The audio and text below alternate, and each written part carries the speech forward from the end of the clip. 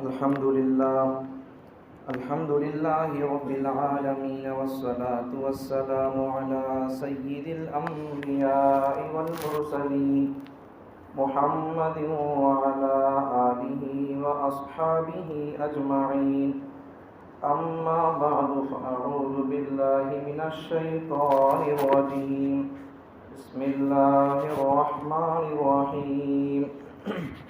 يا أيها الذين آمنوا ادخلوا في السلم كافة ولا تتبعوا خطوات الشيطان إنه لكم عدو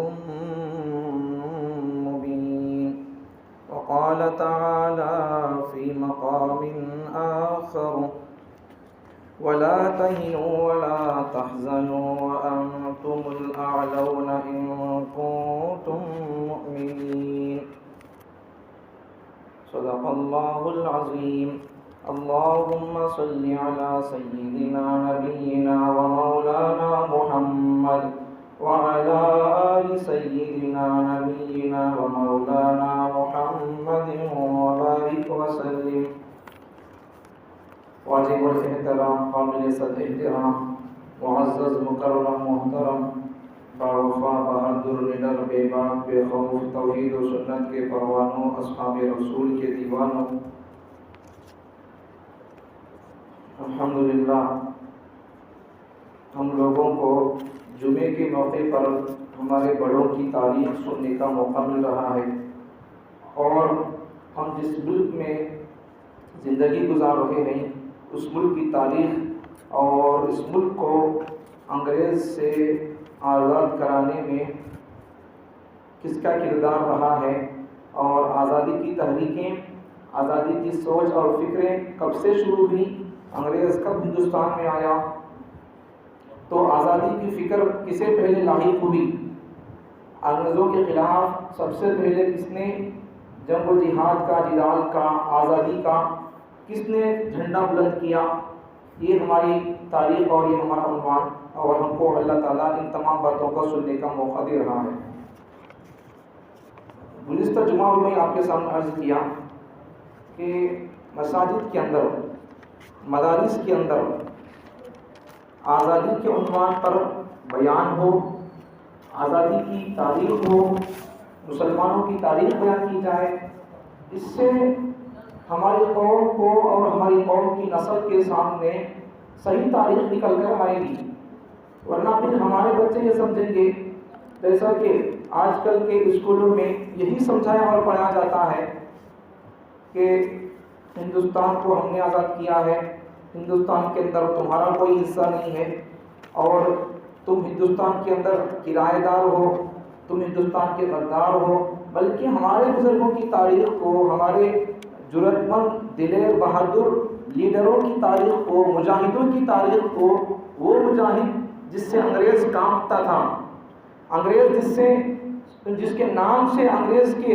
دل و دماغ پر ایک اثر پڑتا تھا، اگر ہماری زبان میں بولیں گے تو انگریز کا پتا پانی ہوتا تھا، وہی سے ہمارے مجاہدین اپنے بچوں کو سنانے کے لیے ہمارے غازیوں کا نام لے کر سناتے تھے، ڈرا کر سناتے تھے، وہ آدمی آئے گا، وہ بہادر آئے گا، ٹیپو آئے گا، سو جا۔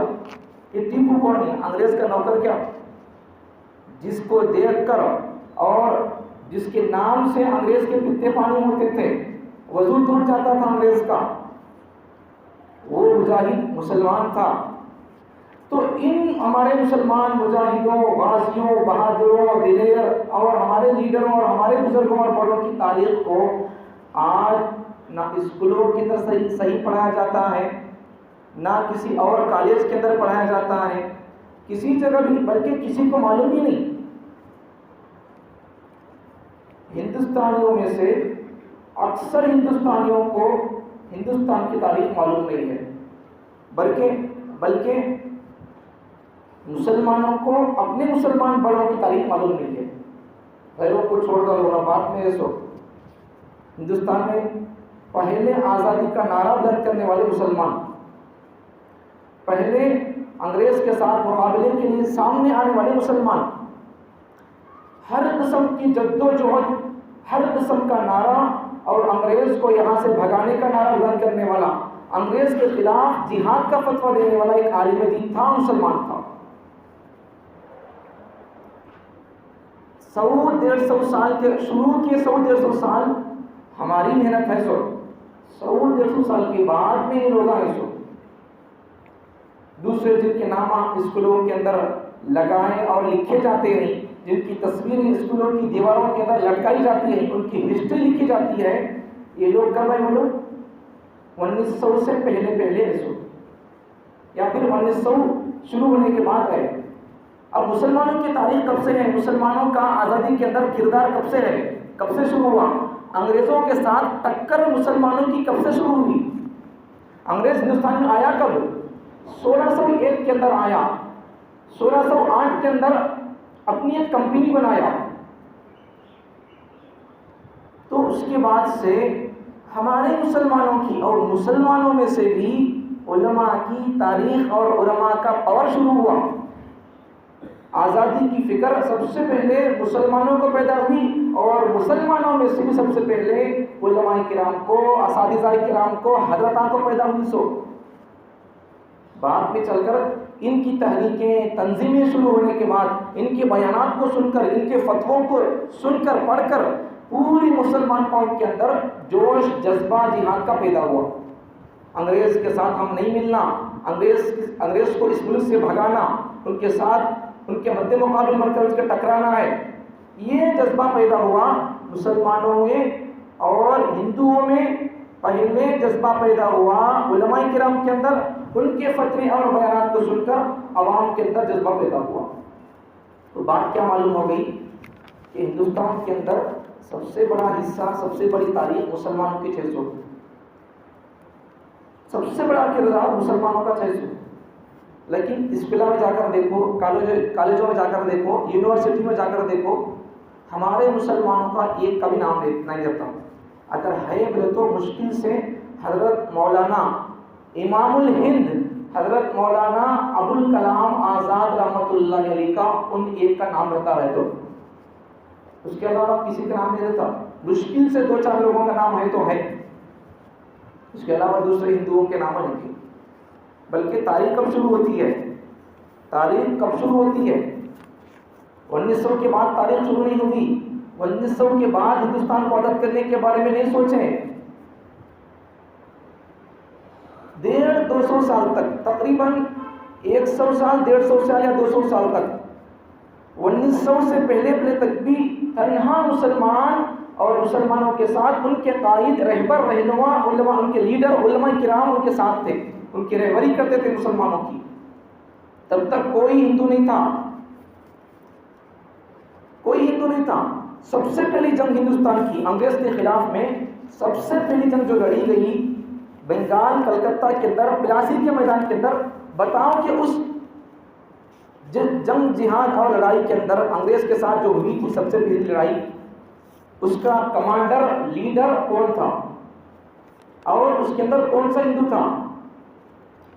اس معرکے کا، اس لشکر کا لیڈر ہی نواب سراج الدولہ تھا۔ اب لیڈر صرف سالاری مسلمان ہے تو پھر اس کے نیچے کام کرنے والے، اس کے ساتھ رہنے والے غازی اور مجاہدین بھی مسلمان ہی ہوں گے۔ اس میدان کے اندر، پلاسی کے میدان کے اندر، کلکتہ، بنگال کے اندر جو جنگ ہوئی سب سے پہلی انگریزوں کے خلاف میں، سب سے پہلی جنگ پلاسی کے میدان میں ہوئی، اس جنگ کے اندر ایک بھی ہندو نہیں تھا، سب مسلمان تھے۔ اب پھر اس جنگ کے حساب سے ہمارے نواب سراج الدولہ کا فوٹو تاریخ، ہسٹری اسکولوں کے اندر رکھا جانا چاہیے تھا۔ ہندوستان کا غازی ہے، ہندوستان کا مجاہد ہے، فریڈم فائٹر آف انڈیا میں سے ہے، نام کتنا تھا اس کا؟ کہاں ہے؟ نواب سراج الدولہ کا نام کسی کو معلوم ہی نہیں ہے، وقت کے پی ایم کو معلوم نہیں ہوگا، تاریخ کسے معلوم نہیں ہے، اصل وقت کے پی ایموں کو، سی ایموں کو بھی تاریخ معلوم نہیں ہے۔ ہمارے پاس تاریخ 100 سال کی نہیں، ہزاروں سال کی ہمارے پاس تاریخ موجود ہے، ہزاروں سال کی ہمارے پاس۔ اور سچی تاریخ اگر سننا ہے تو آپ کو بھی اور ہندوستانیوں کو، چاہے وہ مسلمان ہو غیر مسلم ہو، ہر کسی کو بھی اگر اپنے ملک کی اگر سچی تاریخ سننا ہے تو ان کو کسی پی ایم سی ایم سے نہیں سن سکتے، وہ ان کے پاس ہے بھی نہیں ہے، اگر کسی کو سچی تاریخ سننا ہے اپنے ملک کی، بھارت کی، انڈیا کی، تو ان کو علماء کرام کے بیانات سے مل سکتی ہے۔ اس کے علاوہ سچی تاریخ، حقیقتوں سے آراستہ تاریخ کسی کو یاد نہیں ہے، کوئی پڑھا ہوا نہیں ہے، کوئی سنا ہوا نہیں ہے، اور کسی کو معلوم بھی نہیں ہے۔ اگر ہمارے ہندوستان کا قانون یہ ہو جائے کہ جس سی ایم اور پی ایم کو، یا جس انسان کو کم از کم ایک 50 سال کی تاریخ یا پھر ایک 500 سال کی تاریخ یاد ہوگی، اسے ہندوستان کا سی ایم اور پی ایم بنایا جائے گا، تو پھر سی ایم اور پی ایم کون بنیں گے؟ ہمیں بننے کا۔ ہمارے کیا تھا تاریخ، کون کب آیا، کیا کیا، کس بہانے سے آیا، کیا کیا تھا، ان کو رہنے کے لیے جگہ کون دیا، کتنی جگہ دیا، یہ ساری تاریخ ہم کو موجود ہے۔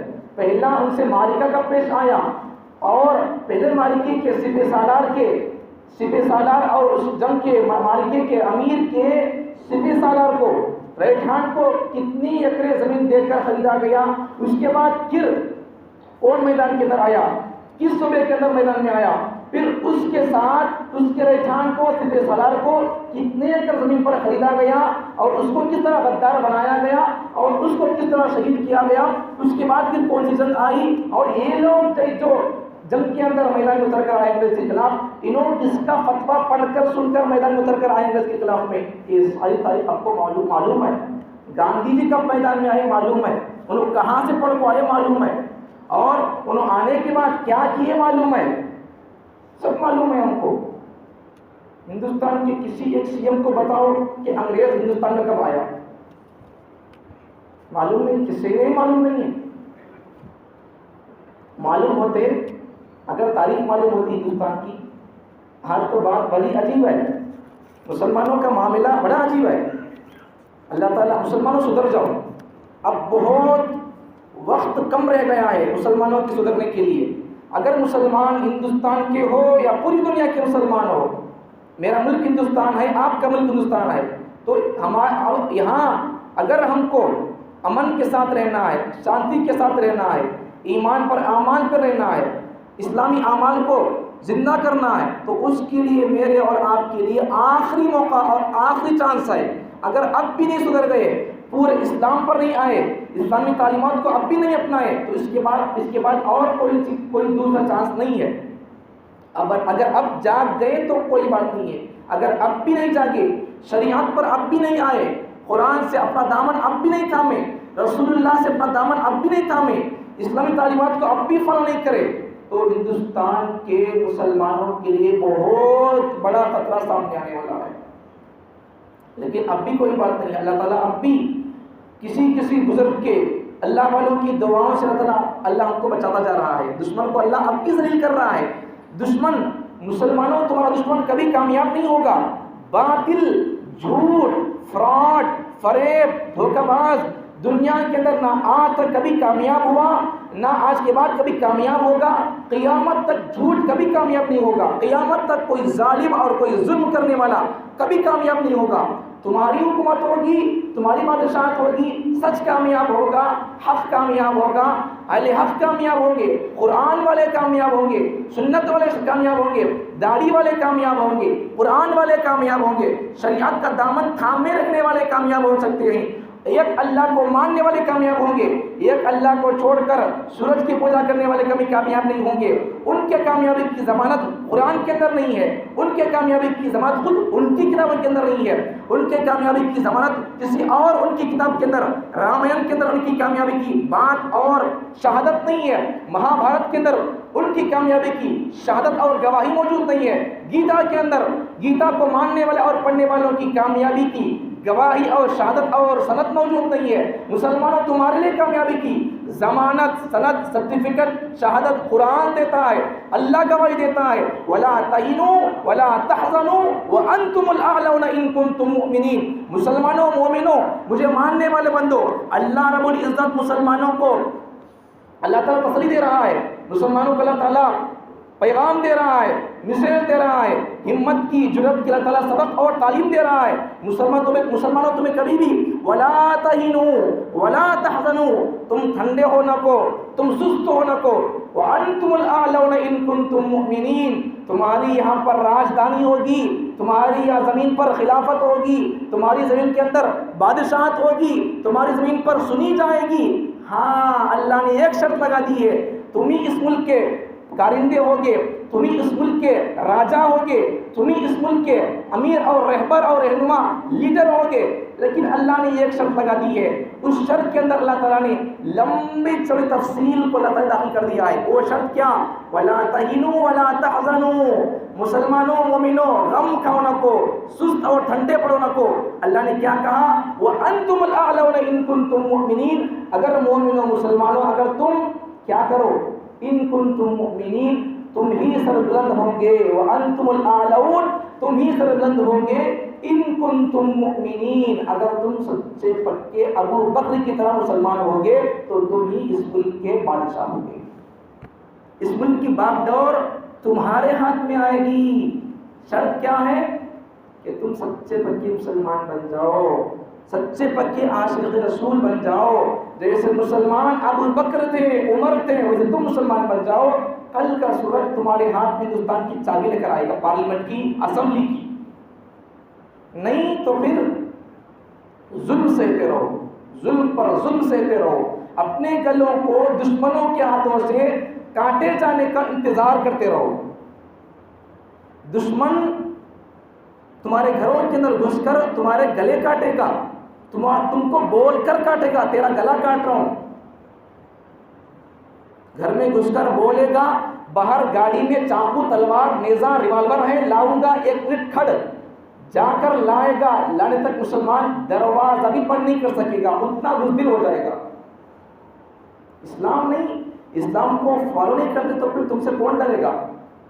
مچھر چونٹی بھی نہیں ڈرے گی تم سے، جب تم اس کی نہیں سنتے ہو تو تم سے مچھر کیا ڈرے گا، گلی کا کتا کیا ڈرے گا؟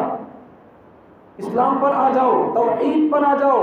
2-3 جمعہ پہلے توحید کا عنوان بیان کیا تھا، 2 جمعے، وہ عنوان چھوڑا نہیں، اس عنوان کو کنٹینیو کرنا ہے۔ اب چونکہ آپ کے سامنے میرے اور آپ کے ملک ہندوستان، بھارت کی، انڈیا کی تاریخ بیان کرنا ہے، ہمارے بڑوں کی کردار اور ان کی شان کو، بہادری کو، دلیری کو بیان کرنا ہے، اس لیے میں اس عنوان کو شروع کیا، تاریخ ہند یا آزادی ہند کو شروع کیا۔ انشاءاللہ یہ جمعہ یہ عنوان ختم ہو یا نہ ہو، اس کو ختم کر کے نیکسٹ جمعہ پھر وہی عنوان شروع کر دوں گا جو ہمارا 2 جمعے بیان کیا گیا تھا، توحید کا عنوان، اسی کو شروع کروں گا۔ کیوں توحید کا عنوان بیان کرنے کا دل چاہتا ہے؟ کیوں؟ اس لیے کہ تمام پیغمبروں کا عنوان توحید ہی تھا، آدم علیہ السلام سے لے کر محمد عربی صلی اللہ علیہ وسلم تک سب پیغمبروں کا مشن، عنوان، کاز، مقصد، بیانیہ، نظریہ، سب کا ایک ہی تھا، توحید۔ اور جتنی آسمانی کتابیں نازل کی اللہ نے، ان تمام کتابوں میں پہلا ورق، پہلی سطر، پہلی لائن توحید کی ہے، توحید کا میسج ہے، اس لیے اس عنوان کو چھوڑ نہیں سکتے، اس لیے چھوڑ نہیں سکتے، ایک وجہ اور ایک ریزن تو یہ کہ تمام پیغمبروں کا مشن، تمام پیغمبروں کا بیانیہ، تمام پیغمبروں کا نظریہ، تمام پیغمبروں کا موقف توحید تھا، اس لیے پیغمبروں کی سنت ادا کرتے ہوئے اس عنوان کو بیان کرنا اور اس عنوان کو بولنا سعادت سمجھتا ہوں۔ ایک بات تو یہ، دوسری وجہ توحید کے عنوان کو بیان کرنے کی، اس جمعے کے بعد بھی توحید کے عنوان کو بیان کرنے کی دوسری وجہ، اس لیے کہ آج تک مسلمان صحیح طریقے سے توحید پر نہیں آیا ہے، عقائد پر نہیں آیا ہے۔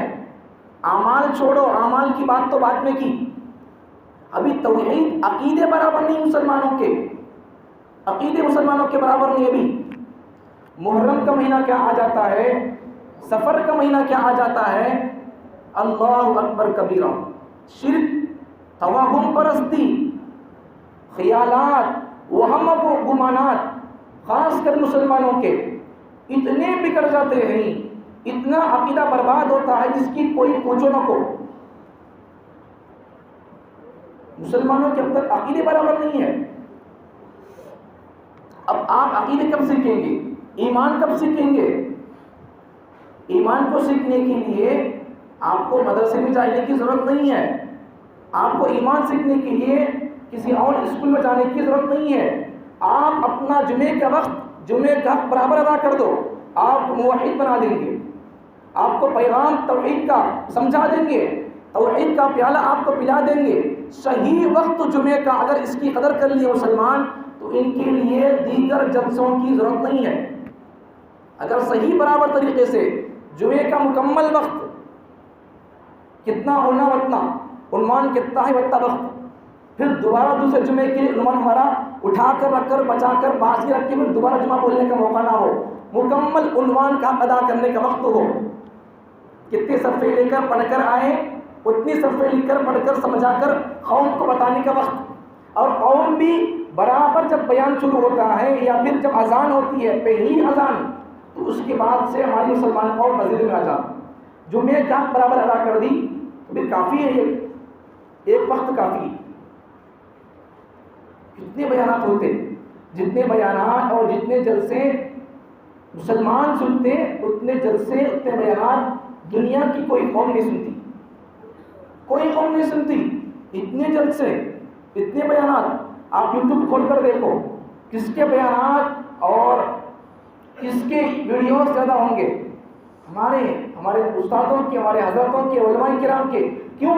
قوم اچھی بات سنے، سچی بات سنے، حق سنے، شریعت کو سنے، سنت کو سنے، ہم سے سنے تاریخ کو، اس لیے تم کو سمجھانے کے لیے، مسلمانوں کو سمجھانے کے لیے، نوجوانوں کو سمجھانے کے لیے، تاریخ سمجھانے کے لیے، توحید سمجھانے کے لیے، قرآن سمجھانے کے لیے، شریعت سمجھانے کے لیے، ہندوستان کی تاریخ کا پیالہ آپ کو پلانے کے لیے، آپ کے میرے بڑوں کی زندگی، کردار، کیریکٹر، کلچر بتانے کے لیے، ان کی جرأت، بہادری، دلیری، اور انگریز کے سامنے، اپنے سامنے 40 یا 80 علماء کو گرم تیل کے اندر ڈال دیا جاتا تھا، دوسرے 40 یا 80 علماء ان کو گرم تیل کے اندر پکوڑے کی طرح، پپڑ کی طرح، وڑے کی طرح بنتے ہوئے، پگھلتے ہوئے دیکھ کر بھی یہ اپنے مشن اور موقف سے، اپنے مسئلے سے، اپنی بات سے نہیں بدلتے تھے، بالکل جرأت مندی، دلیری، بہادری کے ساتھ حق بات کہتے تھے۔ انگریز کہتا تھا مسلمان علماء سے کہ انگریز مورخ تھامسن کہتا ہے، انگریز مورخ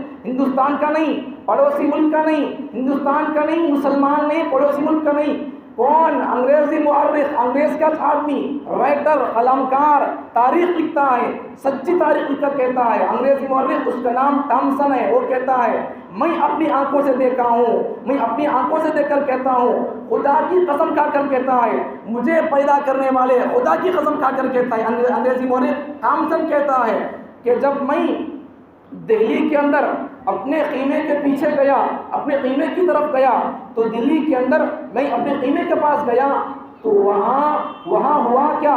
ایک گندی بو محسوس کیا، گندی سڑی ہوئے گوشت کی بو محسوس کیا۔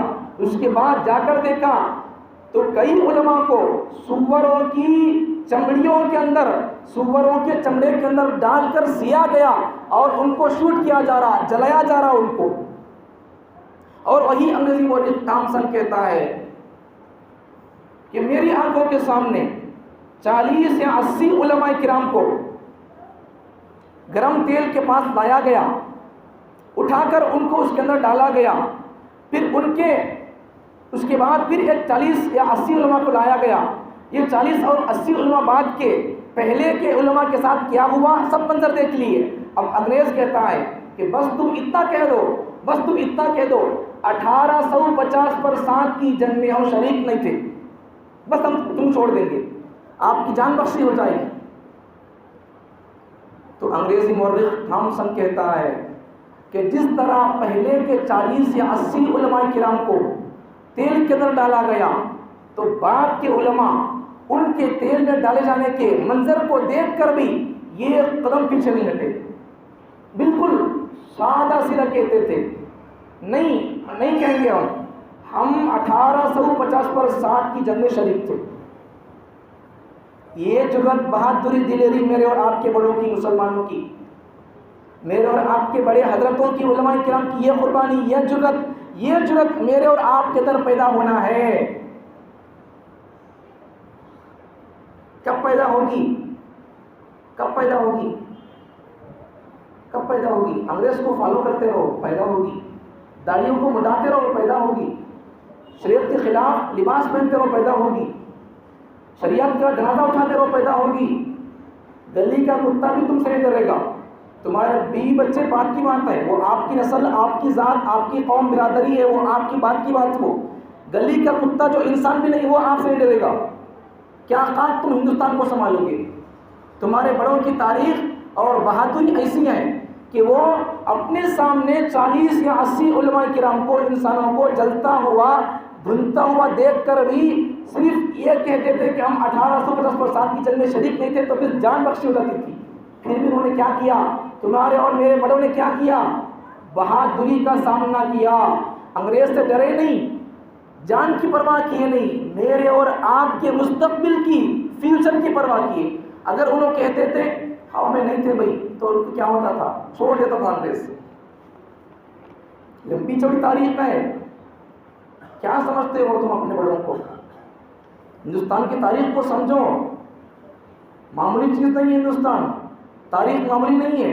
اس کے پیچھے کم از کم 50,000 سے زیادہ علماء کرام کی گردنیں کٹی ہیں، تب جا کر یہ ملک آزاد ہوا ہے.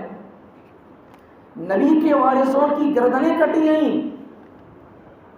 جو علماء، جو شیخ الحدیث، جو عالم دین اپنی زندگی کو حدیث پر صرف کر دیا تھا، حدیث کے علم کے لیے وقف کر دیا تھا، حدیث کو سمجھانے میں لگ گیا تھا، بخاری پڑھنے میں لگ گیا تھا، ترمذی پڑھنے میں لگ گیا تھا، ابو داؤد پڑھنے میں لگ گیا تھا، اور اسی طرح حدیث کی دوسری کتابیں، قرآن کی تفسیر پڑھنے میں لگ گیا تھا، مدرسوں کی خدمت میں لگ گئے تھے، امامت میں لگ گئے تھے. جب انگریز ہندوستان کو آیا اور بڑے علماء کے فتوے سامنے آ گئے، انگریز کی اصل چال کیا ہے جب اس کو سمجھ لیا، اس کو بھانپ لیا، تو پھر ہمارے بزرگوں نے، علماء نے کیا کیا؟ ممبر مصلی کو چھوڑ دیا، اپنے بخاری کے درس کو چھوڑ دیا، اپنے بچوں کے تعلیم کے حلقوں کو چھوڑ دیا، فقہ کے حلقوں کو چھوڑ دیا، تفسیر کے حلقوں کو چھوڑ دیا. کیوں چھوڑ دیا؟ کیا ان کے بھی بچوں کا ان کو خیال نہیں تھا؟ ان کے بھی بچوں کا ان کو ڈر نہیں تھا؟ کس کے لیے چھوڑ دیا؟ آرام سے بیٹھ کر یہاں پڑھا لیتے بچوں کو، قرآن کا ترجمہ، تفسیر، حدیث پڑھا لیتے، بخاری پڑھا لیتے تو چل جاتا تھا. جہاں کو مرندے آئندہ آنے والے جائے بعد میں کوئی پرواہ نہیں ہے، چھوڑ دے. تو آج ہمارا حال کیا ہوتا؟ انگریز کے گھروں کے ہم نوکر ہوتے، استنجا خانے انگریز کے گھروں کے صاف کرتے ہوتے. ان کی قربانیاں تھیں، ان کا صدقہ تھا، ان کا صدقہ تھا. آج ان بڑوں کو، ان بزرگوں کو کون یاد کرتا ہے؟ کون سنتا؟ پہلے وہ بولو. یاد کرنا بات کی بات، کسے معلوم ہے ان کی تاریخ؟ بولو. معلوم نہیں ہے. اپنے بڑوں کی تاریخ کو سمجھو، پڑھو. اپنے بچوں کو بھی اسکولوں کے در چھوڑو تو پوچھو آ کر کس اسکول میں چھوڑنا. آج فجر کے بعد ہی بتایا ہوں، اور گزشتہ جمعہ اس سے پہلے جمعہ بتایا تھا. کیا بتایا تھا آپ کو؟ کہ ٹائی لگانا یہ جائز نہیں ہے. ٹائی کے ذریعے سے ہمارے عقیدے پر ضرب پڑتی ہے، بگاڑ آتا ہے، خرابی آتی ہے. آپ شوق سے چھوڑتے بچوں کو ٹائی لگا کر. کبھی مکتب کو بھیجیں، ٹوپی پگڑی بنا کر بھیجیں. پگڑی حضور کی سنت، پگڑی پہن کر ایک نماز کا ثواب تقریباً 25 نمازوں کے برابر. کبھی بن کو ہے تمہیں؟ بچے کبھی بن کر بھیجے؟ خود نہیں بنتے تو بچوں کو کیا بنا کر بھیجیں گے؟ خود نماز کو نہیں آتے ماں باپ، نماز پڑھتے نہیں، تو پھر بچے کہاں نمازی بنیں گے؟ تمہارے بچے ٹیپو کہاں بنیں گے؟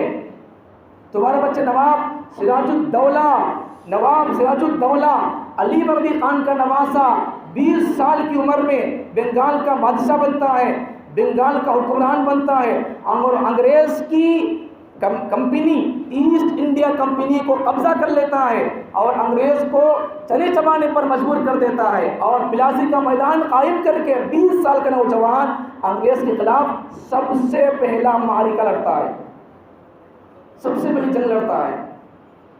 سب سے پہلے انگریز کے خلاف لڑنے والا یہی مجاہد پلاسی کے میدان میں، بنگال کلکتہ کے میدان میں تنگ کر کے ان کو انگریز کی پراپرٹیوں کو، انگریز کی کمپنی کو قبضہ کر لے کر ان کے دکھتی رکھ پر پیر رکھ کر کچلنے والا، دن کے اجالے میں ان کو رات کے اندھیرے کے تارے دکھانے والا کون؟ علی بردی خان کا نواسہ نواب سراج الدولہ. 20 سال کا نوجوان 20 سال کا نوجوان، نانا کے انتقال کے بعد نانا نواب علی وردی خان بھی ہندوستان کے نہیں تھے، ترکی کے فوجی تھے، ترکی کے فوجی۔ بزرگوں کی تاریخ کو نوٹ کر کے آیا ہوں، بزرگوں کا تعارف نوٹ کر کے آیا ہوں، بزرگوں کی تاریخ اور ان کی سیرت کردار آپ کو کارنامے بتاؤں گا تو ایک جمعہ کافی نہیں ہوگا۔ اس لیے مسلمانوں بزرگوں کی تاریخوں کو سنو۔ اور بعض لوگ عجیب و غریب قسم کے ذہنیت رکھتے ہیں اور عجیب و غریب قسم کا دماغ پالتے ہیں، بلکہ اپنے دماغ کے اندر دماغ رکھے ہوئے نہیں ہیں، وہ اپنے بڑوں کی بزدلی نفرت، اپنے بڑوں کی نفرت کے لیے پالتے ہیں، اسی لیے تو تاریخ سننا نہیں چاہتے۔ بعض کمینے لوگ ایسے ہوتے ہیں مسلمانوں میں سچ، جمعے کے موقع پر ہندوستان کی تاریخ بولنے کی کیا ضرورت ہے؟ جمعے کے موقع پر آزادی ہند کی تاریخ بولنے کی کیا ضرورت ہے؟ جمعے کے موقع پر اس قسم کے بیانات، اس قسم کے ٹاپکس پر بولنے کی کیا ضرورت ہے؟ مولانا کو نہیں بولنا تھا، ایسا پورسا کی نماز روزہ بولنا تھا۔ یہ اس قسم کے لوگ یہ بھی بولتے ہیں۔ اگر تمہیں تاریخ تمہارے بڑوں کی یہاں نہیں سنے جہاں سے حق کی آواز بلند ہونا تھا، اگر یہاں سے حق کی آواز بلند نہیں ہوئی جہاں سے صداقت سچائی بولنا تھا، سچی تاریخ بیان کرنا تھا، بیان نہیں کیا جا رہا، روکا جا رہا، بولنے نہیں دیا جا رہا، یا پھر قوم سننا نہیں چاہ رہی ہے، کئی کو بولتے یہاں اب یہاں نہیں بولنے سکا، کہاں بولیں گے؟ روڈ کو جا کر بولیں گے کیا بولا؟ سچ اور حق یہاں نہیں سنیں گے، مسجد ممبر محراب کے علاوہ دنیا میں آپ کو حق اور سچ کی آواز کہاں بھی آپ کو سنائی نہیں دے گی، سچی تاریخ آپ کو کہاں بھی نہیں ملے گی۔ رد و بدل کر دیا گیا ہندوستان کی تاریخ کے اندر، رد و بدل کر دیا گیا۔ یہ جمعہ آپ کو بتایا تھا میں، اور اس کا ایک وجہ بھی سنو، یہ جمعہ آپ کو بتایا تھا میں، حضرت ٹیپو سلطان شہید رحمۃ اللہ علیہ کی تاریخ کو بھی مس کر دیا گیا۔ جب ہم بچپن کے اندر پڑھتے تھے، یہ واقعہ بھی میں کبھی بیان کیا تھا، پھر سن لو، کیا کریں گے قوم یاد رکھتی باتیں تو کیا کریں گے، دوبارہ بولنا پڑتا رہتا۔ میرے بچپن کے جب میں اسکول میں پڑھتا تھا تو اس وقت میں حضرت ٹیپو سلطان شہید رحمۃ اللہ علیہ کی تاریخ اور زندگی موجود تھی، اب نہیں ہے وہ، اب کیا کر ڈالے، اردو کی کتابوں کو بدل ڈالے۔ اور عجیب بات سنو، حضرت ٹیپو سلطان شہید رحمۃ اللہ علیہ کی جسم سے، چہرے سے داڑھی کو نکال دیا گیا۔ آپ یوٹیوب پہ دیکھو یا کسی اور جگہ پر حضرت ٹیپو سلطان شہید رحمۃ اللہ علیہ کی تصویر آپ دیکھیں گے تو ان کے سر پر پگڑی تو ہوگی، ہاتھ میں تلوار تو ہوگی، سپہ سالار اور بہادر کی طرح گھوڑ سوار کی طرح گھوڑے پر تو ہوں گے، لیکن چہرے پر داڑھی نہیں ہوگی۔ وہ حافظ قرآن اور ہو عالم دین، ہو اللہ کا خاص بندہ ولی، اور اس کے چہرے پر داڑھی نہ ہو، یہ ہو نہیں سکتا۔ عاشق قرآن ٹیپو سلطان شہید رحمۃ اللہ علیہ، عاشق قرآن، پیغمبر کا عاشق تھا، اس کے چہرے پر داڑھی نہ ہو نہیں سکتا۔ انگریز کے جانے کے بعد آج کا مسلمان انگریز کا دل دادا ہو گیا، اس کا فین ہو گیا۔ اس وقت میں کون سا انگریز تھا ان سے پہلے انگریز تھا، پہلے کھیلا تھے، اب جیسا اب لوگ 50-100 سال سے کھیلا سیریلا گانے ہیں بول کر ہمیں آج کے لوگ کیا کر رہی، ہیرو کے پیچھے بھاگ رہی۔ تو اس زمانے میں 1750 پر 5 میں 1770 پر 5 میں، تو اس وقت میں کون سا انگریز تھا، کون سا انگریز کے کھیلا تھے ان کو فالو کرنے کے واسطے نہیں تھے۔ تو پھر ان کے چہرے پر داڑھی نہیں تھی کیا؟ داڑھی تھی، ان کو بھی بدنام کرنے کے لیے ان کے چہرے سے داڑھی ہٹائی گئی ہے۔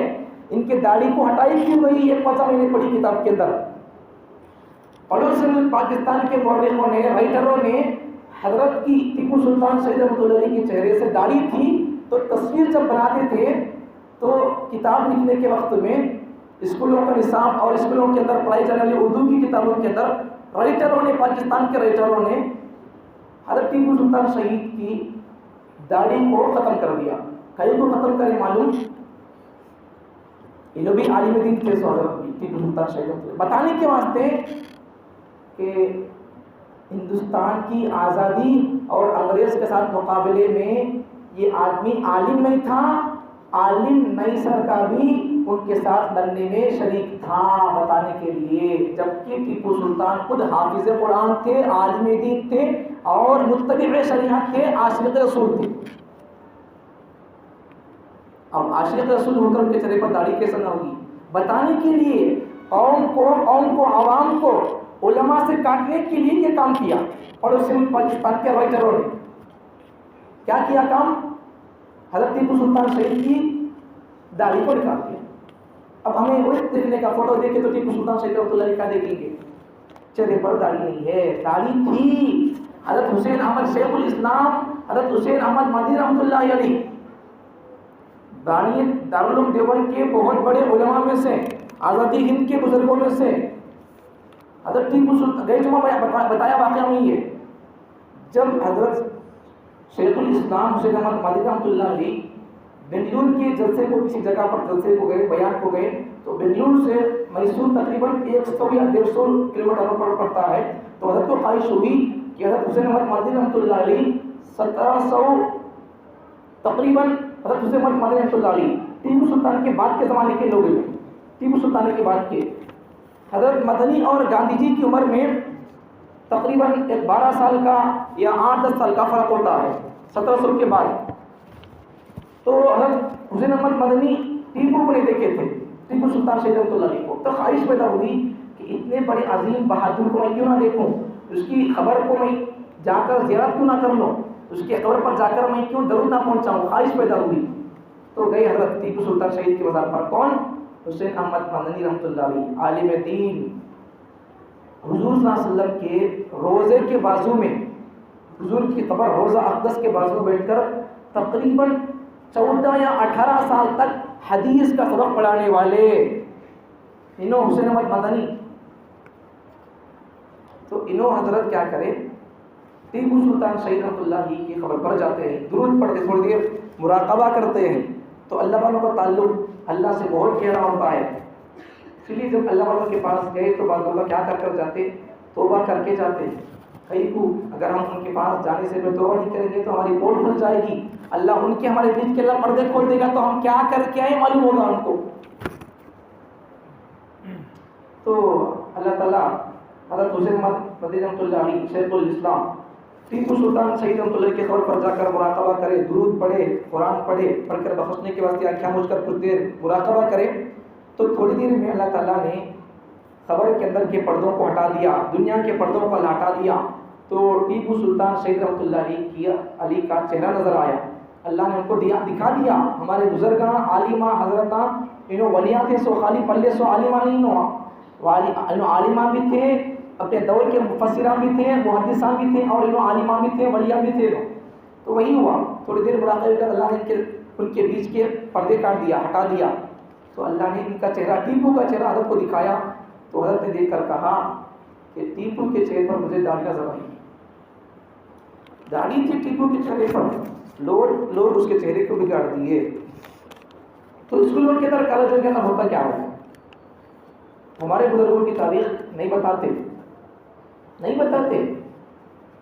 50 سال ہندوستان کے اندر کس نے حکومت کی؟ 50 سال، 18 سال کی عمر سے حکومت شروع کی، 50 سال تک حکومت کرتا رہا. اور ہمارے اس بادشاہ کا نام بولوں گا، پہلے یہ سنو بعد میں نام بولوں گا. 50 سال تک حکومت کیا، 18 سال میں حکومت کے اور ہندوستان کے حکومت کے باغ دور کو سنبھالنے کے لیے قدم اٹھایا. 50 سال تک حکمرانی کرتا رہا. 40 پر 3 سال کی عمر میں قرآن کا حفظ کیا. 40 پر 3 سال کی عمر میں. آج ہمیں 80 سال کی ہو جاتے، 60 سال کی ہو جاتے، ہم کو قرآن پڑھنا نہیں آتا. یہ ہندوستان کا بادشاہ 50 سال، نصف صدی، آدھی صدی حکومت کر کے ہندوستان کو سنبھال کر 40 پر 3 سال کی عمر میں قرآن کا حافظ بنتا ہے. اور اس کی 50 سالہ حکمرانی کا اعتراف انگریز بھی کرتا ہے. انگریز کہتا ہے، انگریز کا ایک مورخ کہتا ہے، انگریز کا ایک مورخ لکھتا ہے کہ ہندوستان میں اتنی بڑی حکومت، اتنی طویل و عریض 50 سال تک حکمرانی کرنا اورنگزیب عالمگیر سے پہلے کسی نے نہیں کیا. 50 سال حکومت کون کیا؟ حضرت اورنگزیب عالمگیر رحمۃ اللہ علیہ. کس کا بیٹا؟ شاہ جہان کا بیٹا. ماں کون؟ جس کی یاد میں شاہ جہاں نے تاج محل بنایا تو ممتاز کا بیٹا شاہ جہاں اور ممتاز کا بیٹا اورنگزیب تھا. تو کتنے سال حکومت کرے گا بولو؟ اس میں سے ایک لائن نہیں بولا میں, ایک لائن اب جو بولے وہی بولا سو, اس کے علاوہ اتنے لکھ لے کر آیا نہیں, ایک بھی نہیں بولا اس میں سے. کیا کریں کہ وقت کو مجھے پڑھتا نہیں رہتا, وقت تو ہو جاتا رہتا. بہرحال اتنی بات یاد رکھو کہ ہمارے ہندوستان کی آزادی کے اندر جس کا کردار سب سے عظیم اور اعلیٰ ہے وہ کس کا ہے؟ مسلمانوں کا. اور مسلمانوں میں سے بھی کس کا ہے؟ ہمارے علماء کرام کا, حضرتان کا ہے. سو ورنہ اب بتاؤ, تاریخ پڑھ کے بتاؤ, کس کی قرآن اور کتابوں کو جلایا گیا, کس کی داڑیوں کو جلایا گیا؟ بولا نہیں ابھی میں دلی کی چاندنی چوک سے لے کر خیبر تک, کشمیر تک, انگریزی مورخ ٹامسن کہتا ہے, وہی مورخ انگریز کا مورخ قلمکار لکھتا ہے, کہتا ہے, ٹامسن اس کا نام, وہ کہتا ہے کہ دلی کی چاندنی چوک سے لے کر خیبر تک, کشمیر تک کوئی درخت ایسا نہیں تھا جس درخت پر کسی مسلمان عالم دین کی لاش اور سر اور دھڑ نہ لٹکا ہو. کون تھے انہوں؟ ہندوؤں تھے کیا؟ راجانوں تھے کیا؟ مسلمان عالمہ تھے, میرے اور آپ کے بڑے تھے, سو اکابر تھے ہمارے. انہوں گردنیں کٹائے, اپنا خون بہائے, تب جا کر یہ ہندوستان آزاد ہوا, ورنہ پھر آزاد نہیں ہوتا تھا, نہیں ہوتا تھا. ان کے جیسا کردار اور حوصلہ پیدا کرو, ان کے جیسا کردار پیدا کرو, ان جیسا ایمانی جذبہ پیدا کرو. آخری بات بول کے بات ختم کر دوں گا. آپ کے اور میرے جذبے کے لیے ایک واقعہ بول کے بات ختم کرتا ہوں. ایک بات تو کیا یہ بتایا نہیں, اورنگزیب عالمگیر کا 50 سال حکومت کرے. اگر 50 سال کوئی راجا حکومت کرتا اتنا لمبا عرصہ, تو انگریز لکھتا تھا اپنی کتاب کے اندر کہ 50 سال فلاں راجا, فلاں ہندو, فلاں رام حکومت کیا, وہ لکھتا تھا. انگریز کہتا ہے, مسلمانوں کے بارے میں کہتا ہے, ہم بھی لکھ کر اتنا بڑا عرصہ 50 سال حکومت اورنگزیب عالمگیر سے پہلے کون بھی نہیں کرا حکومت. اور کتنے بڑے مالدار تھے معلوم؟ ہمارے بزرگوں نے, اکابر نے اپنا مال بھی ہندوستان کے لیے لگا دیا, اپنا جان بھی لگا دیا ہندوستان کے لیے, مال بھی, اور مال میں سے بھی ایک پیسہ نہیں کھائے. اورنگزیب عالمگیر رحمۃ اللہ علیہ کے پاس کتنے بڑے بادشاہ تھے, کتنے بڑے مالدار تھے معلوم؟ ہمارے حضرت مفتی صاحب, مفتی شفیع صاحب دامت برکاتہ, ہمارے حضرت کے حضرت ہمارے کو حدیث کی کتاب پڑھے, تو حضرت ٹیپو کی, حضرت اورنگزیب عالمگیر کی تاریخ بیان کرتے ہوئے ارشاد فرمایا کہ حضرت اورنگزیب عالمگیر رحمۃ اللہ علیہ کے پاس اتنا مال تھا, اتنا مال تھا, حضرت فرماتے ہیں کہ 3 سال تک بھی حضرت اورنگزیب عالمگیر کے پاس کا پیسہ گنتے رہیں گے تب بھی ختم نہیں ہوتا. کتنے سال بولو؟ 3 سال, ایک دن 2 دن نہیں. تمہارے میں سے جس کے پاس اتنے پیسے ہیں بولو 3 سال تک گنتے ہیں تبھی ختم نہیں ہونا. ابھی پیسے رہنا گننے کے, اس کو تو پاس ہے کیا بتاؤ؟ نہیں ہے, پوری دنیا میں جس کے پاس نہیں ہے. اورنگزیب عالمگیر کہاں کون سے دور کے بادشاہ ہیں؟ ہمارے ہندوستان کے بادشاہ. کتنے سال بولو؟ 3 سال تک ان کے پاس ہے تو پیسے گنے تو بھی ختم نہیں ہوتے. اور پورے پیسے کیا کریں انہوں؟ ملک کے لیے لگائے. اپنے اس پیسوں میں سے بھی ایک پیسہ انہوں نہیں کھاتے تھے. آج کے پی ایم کو پوچھو کتنے کہیں کی, سی ایم کو پوچھو کتنا کہیں کی, پوچھو ان کو, پوچھو کہ تمہیں حکومت کے پیسوں میں سے ایک پیسے نہیں کھائے ہو تو بتاؤ. نہیں ملے گا کوئی بادشاہ. تمام بادشاہان ملک کے پیسوں کو, قوم کے پیسوں کو لوٹنے والے, دینے والے نہیں. اگر دیتے بھی ہیں تو یتا کھا کر یتا دیں گے. ہمیں کیا سمجھ جاتی؟ بہت دے رہی بھائیوں, بول کر سمجھ جاتی, دے رہے نہیں انہوں, لوٹ رہی. پیٹرول کتنا ہے دیکھو, گیس کتنا ہے دیکھو, وہاں لوٹ رہی, یہاں دے رہی. سمجھ میں آ گیا؟ تو ان کو دیکھو, ہمارے بادشاہوں کو دیکھو, امانت داری کے ساتھ حکومت کرنے والے, لمبا عرصہ 50 سال حکومت کرنے والے, اور حکومت کا, ملک کا ایک پیسہ بھی نہیں کھائے لو. انگریز اس کا اعتراف کرتا ہے. اور ان کا جب آخری بار وصال ہوا تو کیسا وصال ہوا ان کا؟ جب ان کا میت اور مردہ اٹھایا گیا, کفن دفن جب کا انتظام کا موقع آیا تو حکومت کے پیسے سے نہیں کرے. حضرت اورنگزیب بادشاہ رہ کر انہوں اپنے ہاتھ سے قرآن لکھتے تھے اور اپنے ہاتھ سے ٹوپیاں بنتے تھے, ایسی ٹوپیاں. تو ان ٹوپیوں کو بن کر بیچتے تھے بادشاہ اورنگزیب, اور ان پیسوں سے ٹوپی بنتے تھے. تو وہ ٹوپیوں کے بچے سے پیسوں میں سے ان کو دفن کفن کا انتظام کرے. سو ان کے پیسے میں سے کرے, حکومت کا پیسہ نہیں. دیکھو ہمارا بادشاہ کیسے ملک کے وفادار تھے, سمجھ میں آ گئی؟ آپ کے اور میرے بڑے ایسے تھے، ان جیسا ہمت جذبہ پیدا کرو، ان کی تاریخ کو دہراؤ، ان کی تاریخ کو سنو، ان کی تاریخ کو پڑھو، اپنے بچوں کو اسکول میں چھوڑو تو ایسے اسکول میں چھوڑو جہاں انگریزی مشنریز کام نہ کرتی ہوں، جہاں آپ اپنے بچوں کو ایسے اسکول میں چھوڑو جہاں اپنے بچوں کو اسکول جاتے ہوئے اسکول کے کپڑوں میں ٹئی نہ لگانے کا ہو۔ اگر ٹئی ہے تو پھر میں کہہ دیا نہیں کہ ٹئی، اس سے ہمارے عقیدے پر ضرب پڑتی ہے۔ ٹئی کے ذریعے سے وہ پیغام دینا چاہتے ہیں کہ عیسیٰ علیہ السلام کو سولی دی گئی، عیسیٰ علیہ السلام کو موت کا لقمہ پلایا گیا، یہ اس کا پیغام ہوتا ہے ٹئی کا۔ اب عیسیٰ علیہ السلام تمہیں بولو، اہل سنت والجماعت کا، مومنوں کا، مسلمانوں کا عقیدہ ہے کہ حضرت عیسیٰ علیہ السلام کو قتل نہیں کرے، حضرت عیسیٰ علیہ السلام کو سولی پر پھانسی نہیں دی، ان کو کیا ہوا؟ اللہ ان کو اٹھا لیا، یہ مسلمانوں کا عقیدہ ہے۔ اب یہ ٹئی لگانے کا مطلب وہی 600، ٹئی لگانے کا مطلب کیا؟